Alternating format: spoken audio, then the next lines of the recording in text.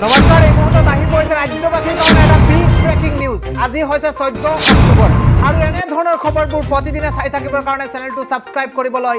নাপাহৰিব ৰাজ্যত তৃতীয় আৰু চতুৰ্থ বৰ্গৰ নিযুক্তি পৰীক্ষাৰ ফলাফলক লৈ তীব্ৰ উৎকণ্ঠাৰ সৃষ্টি হৈছে আৰু কিছু সময়ৰ পূৰ্বে এটা ডাঙৰ খবৰ আহি পৰিছে এটা ভাল খবৰ আহি পৰিছে কাইলৈ ঘোষণা কৰা হ'ব নেকি তৃতীয় আৰু চতুৰ্থ বৰ্গৰ নিযুক্তি পৰীক্ষাৰ ফলাফল আৰু উৎকণ্ঠিত হৈ পৰিছে এই মুহূৰ্তত ৰাজ্যৰ লাখ লাখ পৰীক্ষাৰ্থী এই মুহূৰ্তত জনাই আছো এটা ডাঙৰ খবৰ কাইলৈ ঘোষণা হ'ব পাৰে তৃতীয় আৰু চতুৰ্থ বৰ্গৰ নিযুক্তি পৰীক্ষাৰ ফলাফল ৰাজ্য চৰকাৰৰ 1 লাখ নিযুক্তিৰ প্ৰতিশ্ৰুতিৰ অংশস্বৰূপে অনুষ্ঠিত কৰা হৈছিল এই নিযুক্তি পৰীক্ষা